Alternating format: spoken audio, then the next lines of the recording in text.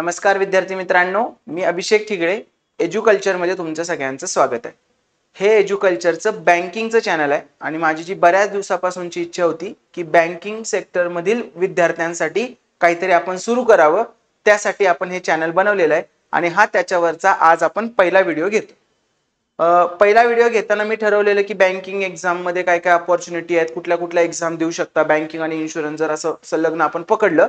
पण त्या व्हिडिओपेक्षा म्हणले की आधी सुरुवातीला आपण कंटेंट पासून सुरुवात करू आणि नंतर मग 2026 मध्ये जर तुम्हाला बँक एक्झाम किंवा इन्शुरन्स एक्झामची तयारी करायची असेल तर तुम्ही कुठल्या कुठल्या एक्झाम तुमच्या समोर आहेत, तुम्हाला त्यासाठी काय सिलेबस आहे, एक्झाम पॅटर्न कसा असतो, परत सगळी एक्झामची प्रोसेस कशी होते आणि जॉईनिंग कसं होतं, ठीक आहे, या सगळ्याची माहिती वाला एक आपण डिटेल व्हिडिओ नंतर घेऊच. पण तोपर्यंत आपण या एक्झाम मध्ये जे जे आपले कंटेंट वाले सब्जेक्ट आहेत की मॅथ, रिझनिंग, इंग्लिश, जीके, तर त्याच्यावरचे लेक्चर्स सुरुवात करू आणि थोड्याच दिवसात तुम्हाला एक बँक एक्झाम विषयी परिपूर्ण माहिती असलेला, इन्शुरन्स एक्झाम विषयी परिपूर्ण माहिती असलेला एक व्हिडिओ तुमच्या समोर येईल. आणि हे सुरू करायचे दोन रिझन आहेत. सगळ्यात पहिल्यांदा तर माझी स्वतःची बँक ऑफिसर म्हणून निवड झालेली आहे, पण मी जॉईन केलं नव्हतं, तर त्यामुळे मला या सेक्टरमध्ये काही ना काहीतरी करायचं होतं. कारण बऱ्याचदा असं वाटतं ना की मी जिथं काय काय झालं तर ते मला एकदम विद्यार्थ्यांना चांगल्या पद्धतीनं सांगता येईल. ती पहिली गोष्ट होती की मला चांगल्या पद्धतीचा कंटेंट मुलांपर्यंत पोहोचवायचा होता आणि किती सोप्या पद्धतीनं आपण पूर्ण मॅथमॅटिक्स, रिझनिंगला न्याय देऊ शकतो किंवा इतर जे सब्जेक्ट आहेत, इंग्लिश विषय असेल किंवा जीके विषय असेल किंवा बँकच्या मेन्स मध्ये जे एक्स्ट्राचे विषय येतात ते, तर त्याविषयीची चांगली टीम घेऊन तुमच्या समोर मला यायचं होतं. तर त्यासाठी हे चॅनल सुरू केलं. आणि दुसरी गोष्ट म्हणजे ह्यांची एक्झाम प्रोसेस, म्हणजे लिटरली ही एवढी ट्रान्सपरंट आणि काय म्हणतो फास्ट आहे.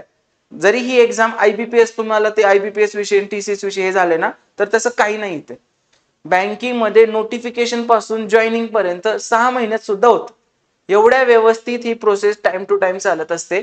त्यामुळं आणि एकदम ते पेपर लीक होणे, पैसे देऊन जागा घेणे वगैरे तसला काही इथं हे नाहीये.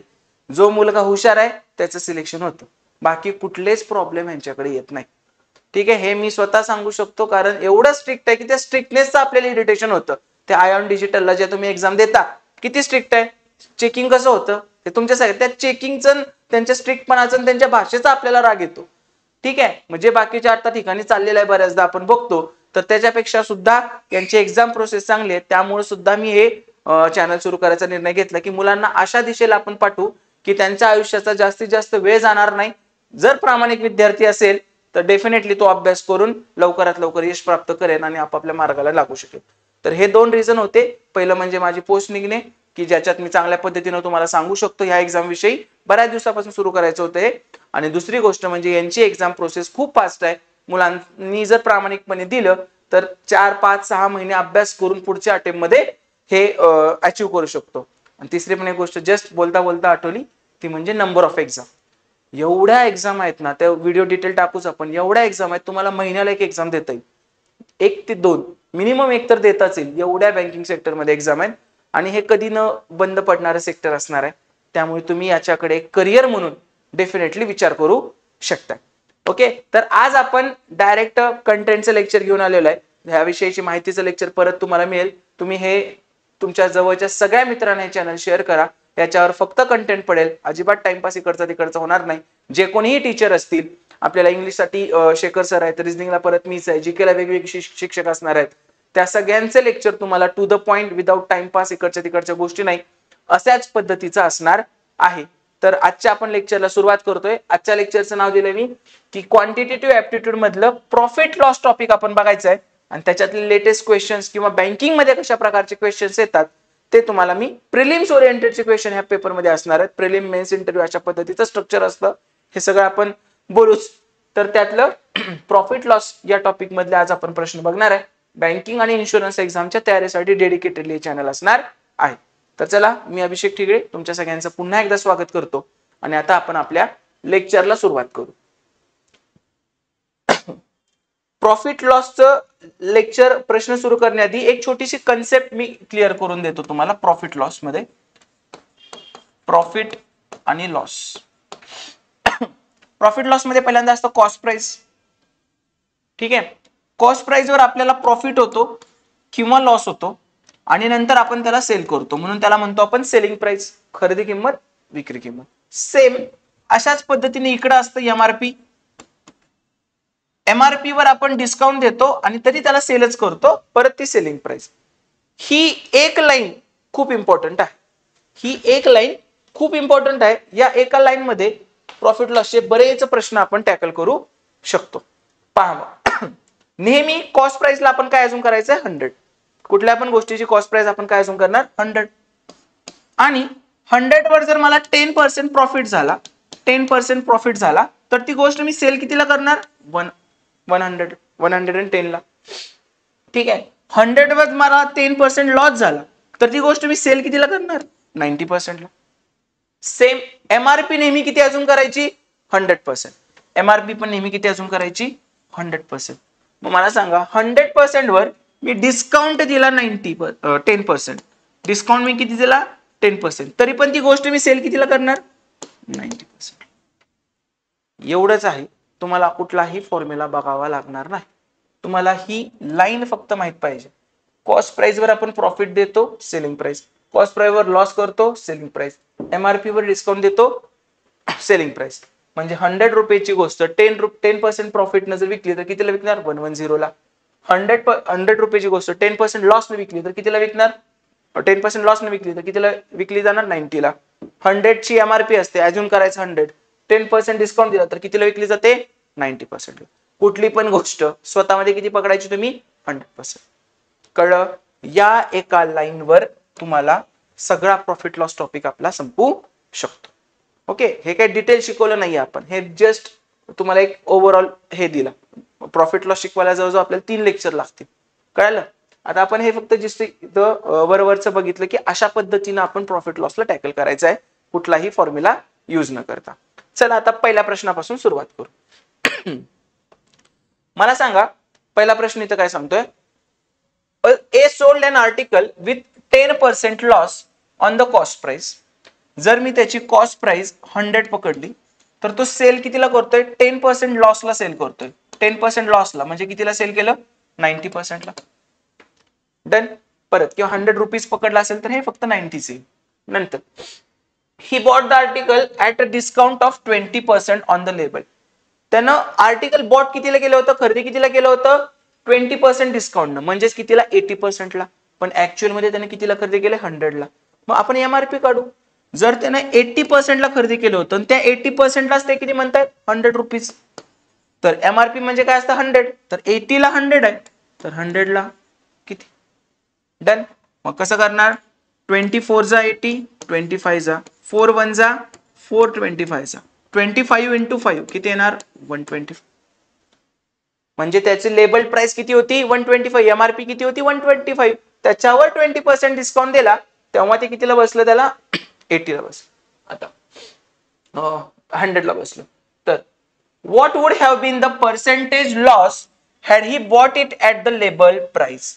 जर त्यानं 100 च्या ऐवजी लेबल प्राइसलाच खरेदी केलं असतं येणं, तर त्याला लॉस कितीला झाला असता. तो सेल कितीला करतोय 90 ला. आणि आता ते काय म्हणतात कॉस्ट प्राइस किती आहे, एमआरपी म्हणजे कॉस्ट प्राइस आहे, म्हणजे हे ह्यालाच ते काय म्हणतात कॉस्ट प्राइस, तर त्याला लॉस किती. मग मला सांगा 125 ची गोष्ट आहे ती 90 ला सेल करतोय आपण, म्हणजे किती लॉस झाला रे 35 चा लॉस झाला. मग ते पर्सेंटेज मध्ये विचारले. बरोबर.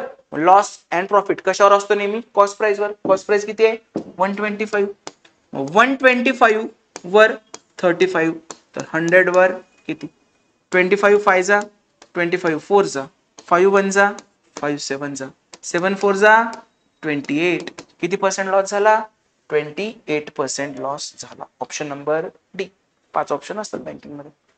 ठीक आहे. कळालं का. कुठे काय फॉर्म्युला लागला. आणि हे गणित अवघड आहे. अवघड आहे म्हणजे एमपीएससी पेक्षा वरच्या लेवलचं पडतंय. ठीक आहे. एवढाच फरक आहे बँकिंग मध्ये आणि हे. तुमच्या कन्सेप्ट क्लिअर पाहिजेत. फॉर्म्युले रट्टा मारून काही उपयोग होत नाही. हे जरा जास्तच हाय लेवलचं आलं एक्झाम्पल मध्येच. ह्याच्या आधी 4-5 एक्झाम्पल व्हायला पाहिजे होते, मग हे तुम्हाला सोपं गेलं असतं. पण तरी पण काही एवढं अवघड नव्हतं. डन. कळतंय सगळ्यांना व्यवस्थित. चल आपण याच्या वेळेस जे अपडेट्स वगैरे आहेत ना, त्याचं एक टेलिग्राम चॅनल बनवलंय. त्याला मी नाव दिले बँकिंग एज्युकल्चर. बँकिंग एज्युकल्चर. @bankingeduculture टाकलं की तुम्हाला टेलिग्रामवर फक्त बँकिंग रिलेटेड माहिती मिळेल, दुसरं काही मिळणार नाही. चला नेक्स्ट क्वेश्चन बघू आपण.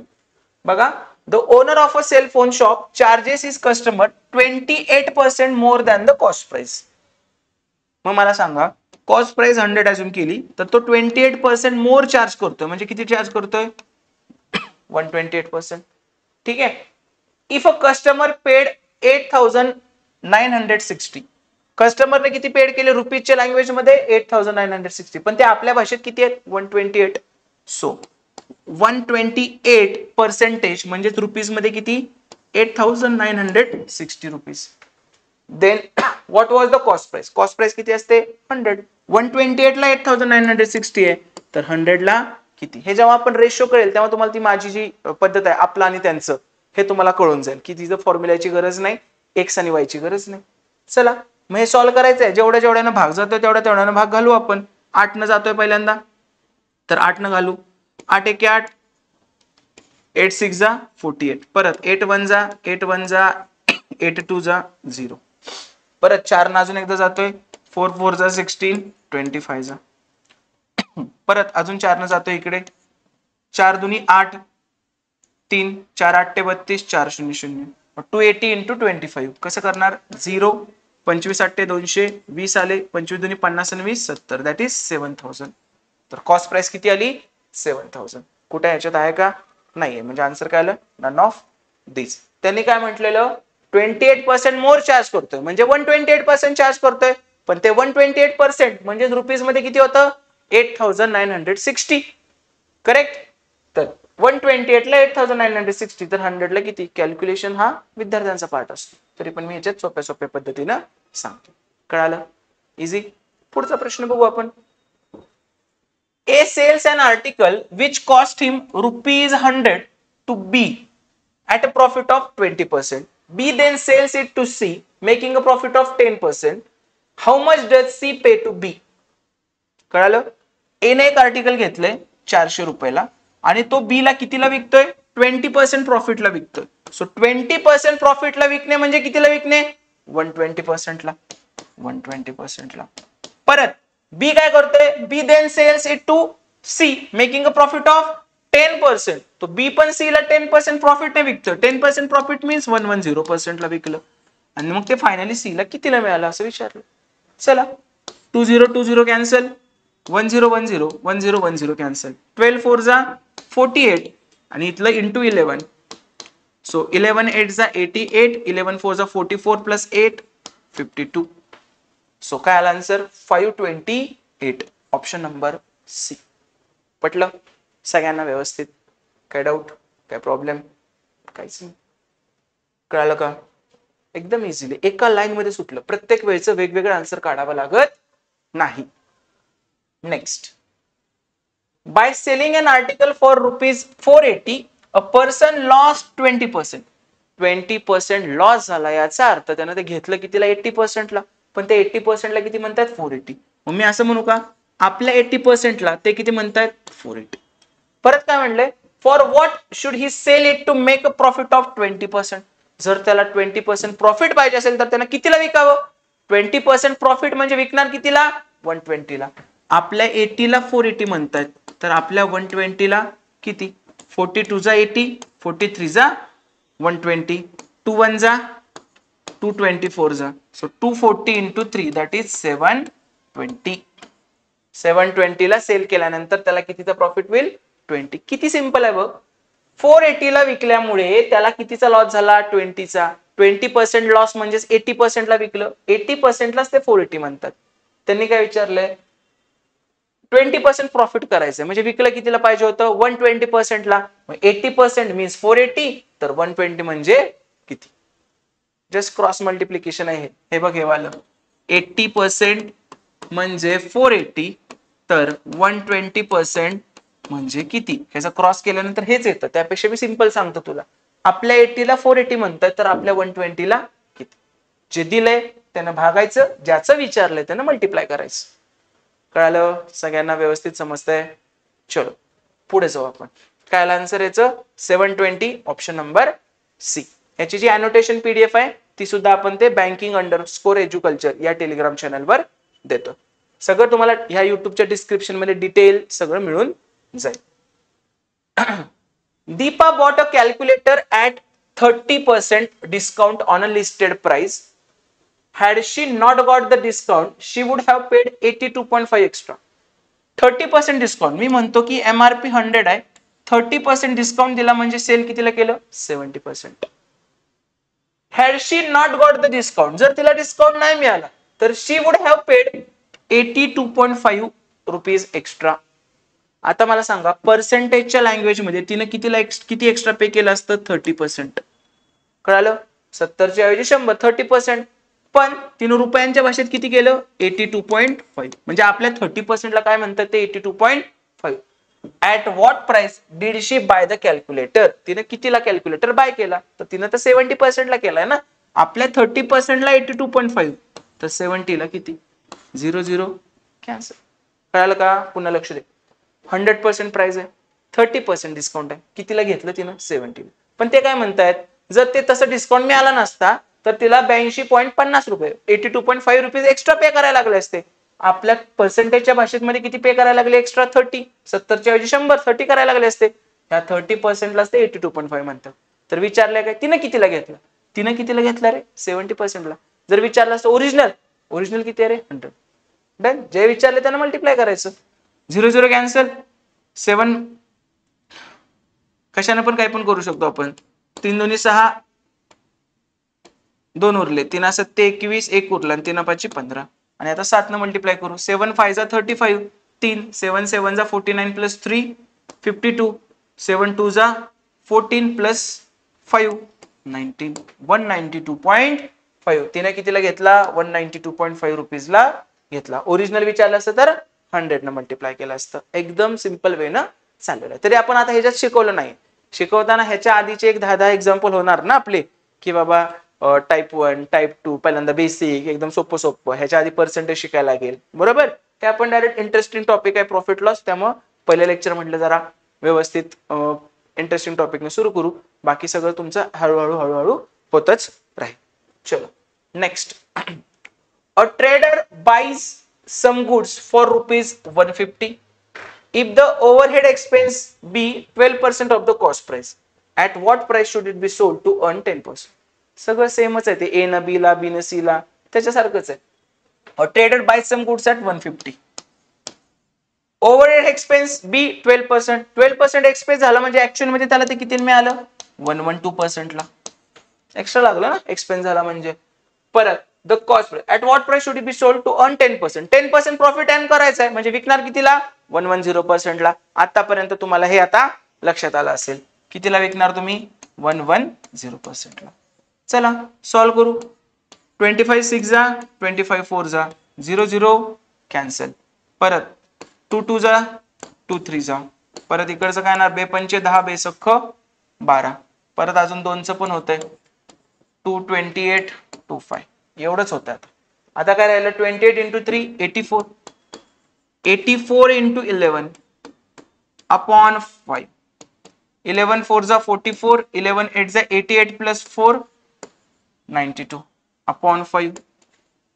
किती आलं मग? 5 1 5 उरले 4, 5 8 40 उरले 2, 5 चौक 20 उरले 4, 5 8 40. म्हणजे काय आलं? 184.8.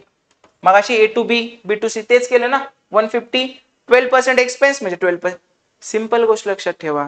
फायदा केला, एक्स्ट्रा घेतलं, एक्स्ट्रा चार्ज केलं, टॅक्स लागला, सगळं कशात येणार? प्रॉफिट मध्ये. परत काय? लॉस झाला, कमीत विकलं, थोडा परत काय झाला अजून वेगळंच काहीतरी, त्याची किंमत डिप्रिशिएट झाली, डिस्काउंट झाला.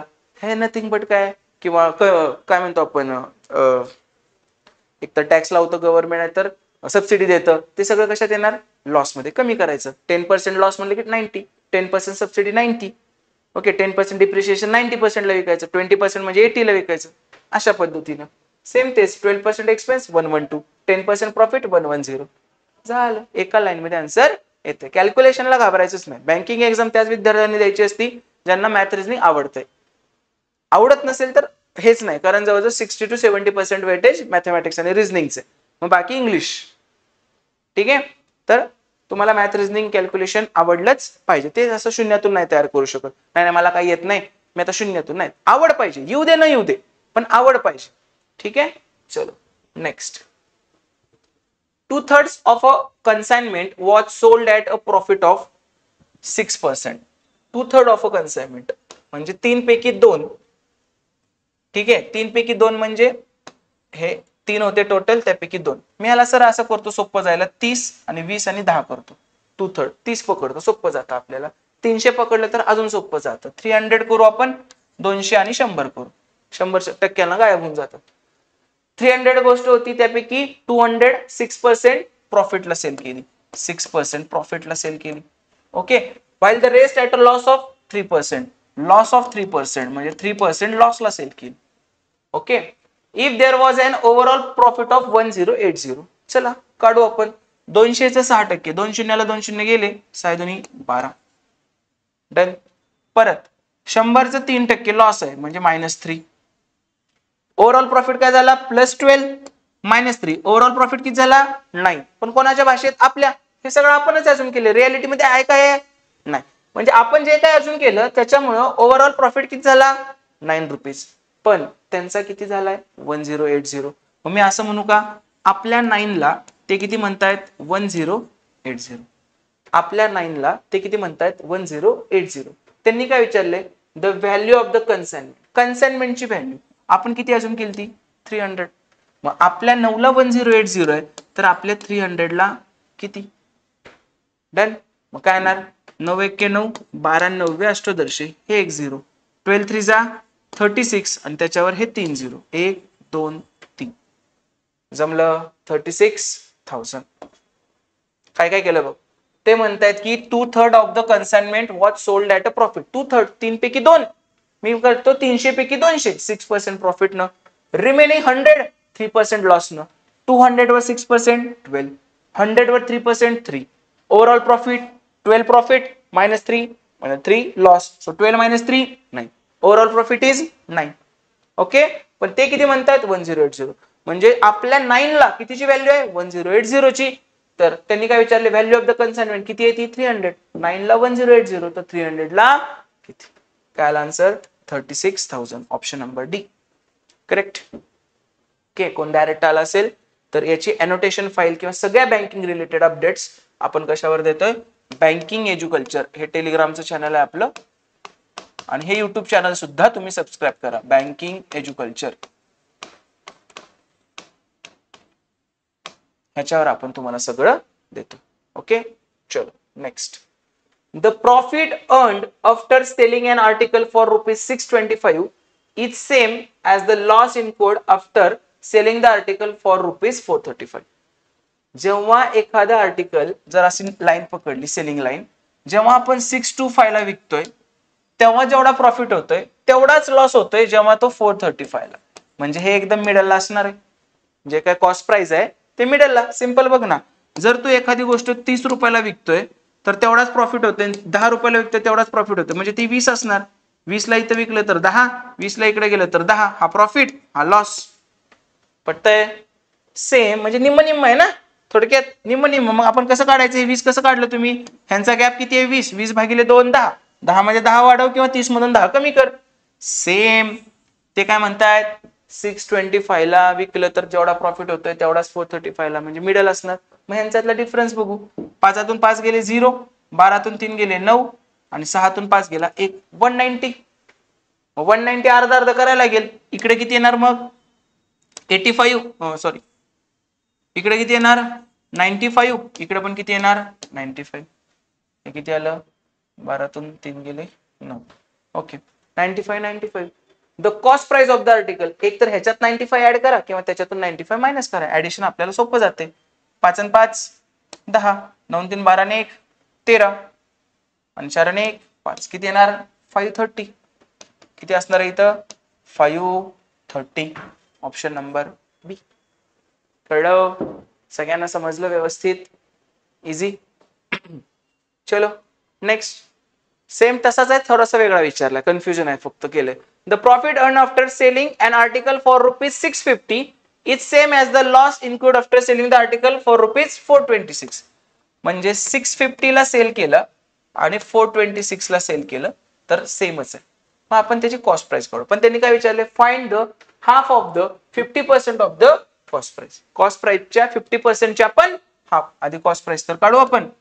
तरी किती होते, 10 6 गेले 4, अच्छा आला 1, 5 3 गेले 2, परत 6 4 गेले 2, 224 काय झाली, हे तर 224 गॅप झाला.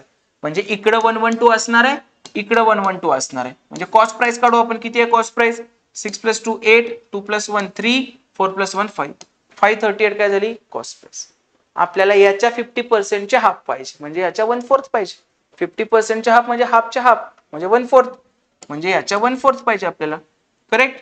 मग 4 1 जा 4, 4 3 जा 12, 4 4 जा 16, 4 5 जा 20, 134.5. मग आजचंच एक्झाम्पल आहे, पण शेवटचं वाक्य, find the half of the 50% of the cost price. Cost price किती आली, 224 गॅप आला, म्हणजे इकडे 112, इकडे 112, कॉस्ट प्राइस आली 538. त्याचं 50% म्हणजे अर्ध, त्याचा अर्ध म्हणजे अजून अर्ध, म्हणजे अर्ध्याचा अर्ध थोडक्यात काय असते 1/4. वाटल्यास बघ, 538 इंटू 50% आणि त्याच्या हाफ, हे पण हाफच होते ना, बेदोन्ही 4. फायनली काय झालं, 538/4. हे सगळं आपण घेणार आहे. फास्ट मध्ये कॅल्क्युलेशन कसं करायचं, शॉर्टकट कसे काढायचे, पॉइंट मधले कॅल्क्युलेशन कसं करायचं, ह्याचा एक टॉपिकच असतो बँकिंगला. आणि 5 प्रश्न येतात. काय टॉपिकचं नाव आहे, एक तर सिम्प्लिफिकेशन किंवा अप्रॉक्सिमेशन. ठीक आहे, अंदाजे उत्तर आणि सोपी करून उत्तर, असे 2 टॉपिक येतात आणि 5 प्रश्न येतात त्याचे. कळालं का. तर हे सगळं आपण बघणार आहोत. चलो next. A merchant has 1000 kg of sugar, part of which he sells at 8% profit and the rest at 18% profit. Okay. He gain 14% on the whole. He gain 14% on the whole. The quantity sold at 18% profit is. आता हा साध्या profit लॉसच्या मेथडने किंवा पर्सेंटेजच्या मेथडने खूप अवघड आहे. पण जर इथं आपण शेवटचा टाकला, एलिगेशन न किती सोपं जातं. शेवटचा प्रश्न का टाकला हा, कारण एलिगेशन प्रत्येक टॉपिक मध्ये येतं. तुम्ही एलिगेशन न मिक्सर सॉल्व्ह करू शकता, ratio, percentage, work time, speed time distance, average, सगळं सॉल्व्ह करू शकता एलिगेशन मध्ये. ती एक मेथड आहे सोडवायची. काय केलंय, 1000 kg शुगर आहे, त्याचा एक पार्ट 8% प्रॉफिटला आहे, म्हणजे 108% ला, आणि दुसरा पार्ट 18% प्रॉफिटला आहे, म्हणजे कितीला सेल केलाय, 118 ला केलाय. आणि ही गेन 14% ऑन द होल, म्हणजे मिक्सअपला किती गेले रे, 14% गेन होते, तो 114 ला केलाय. एलिगेशन काय असतं, एक छोटी संख्या भेटते, एक मोठी भेटते, आणि त्यांचं एक मिक्सअपचं मिडल भेटतं. आपल्याला फक्त क्रॉस सबट्रॅक्शन करायचे. 144 मधून 108 गेले, किती आलं 6. 118 मधून 114 गेले, किती आलं 4. ह्याचा रेशो काढू आपण. 2 2 जा 4, 2 3 जा 6. हा रेशो कसाचा असतो माहित आहे, इथं जो एक भाग आहे आणि हा दुसरा भाग आहे, तर एक भाग 2 च्या प्रोपोर्शन मध्ये आणि दुसरा भाग 3 च्या प्रोपोर्शन मध्ये. म्हणजे ओव्हरऑल जे आपलं 1000 kg होतं, 1000 kg होतं, ते किती मध्ये डिवाइड झालंय, 2:3 मध्ये डिवाइड झालं. मला सांग, आपल्या भाषेत टोटल किती होतं 5, पण ते 5 ला किती म्हणतायत 1000. मग मला सांग, 5 ला जर ते 1000 kg म्हणत असतील तर 1 ला किती म्हणतील 200 kg. 5 ला 1000 kg तर 1 ला किती 200 kg.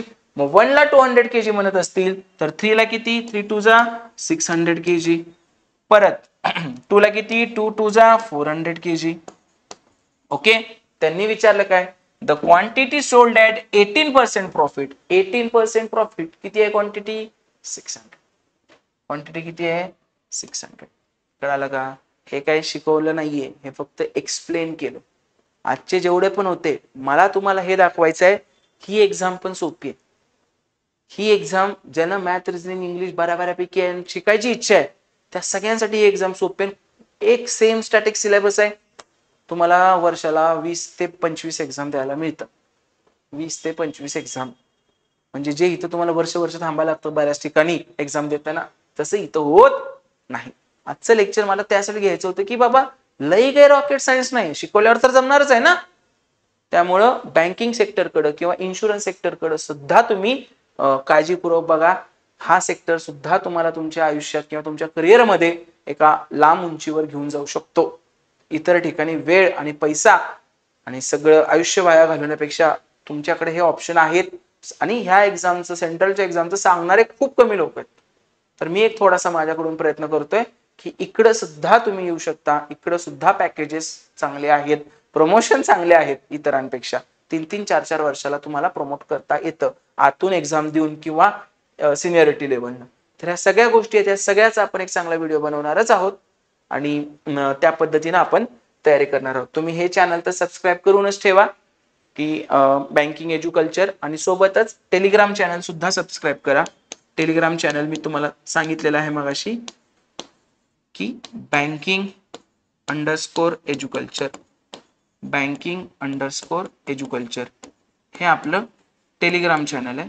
हे पण तुम्ही सबस्क्राईब करा आणि ह्या युट्यूब चॅनलला सुद्धा तुम्ही अपडेट राहावा आणि तुमच्या इतर मित्रमैत्रिणींसोबत हा व्हिडिओ शेअर करा, जेणेकरून त्यांना पण बँकिंगच्या रिलेटेड, इन्शुरन्सच्या एक्झामच्या रिलेटेड जे आपण काही अपडेट्स असतील त्या सगळ्या तुम्हाला इथं मिळून जातील. आपला ऍप तर सेमच असणार आहे एज्युकल्चर, त्याच्यातच बँकिंग कॅटेगरी आपण तयार करू आणि तिथं तुम्हाला सगळा कंटेंट मिळून जाईल. तुमचे काही डाऊट असतील, काही शंका असतील तर तुम्ही मला या नंबरवर कधीही विचारू शकता. डन. ठीक आहे, आतापुरता आपण इथंच थांबतोय. Thank you so much. All the very best.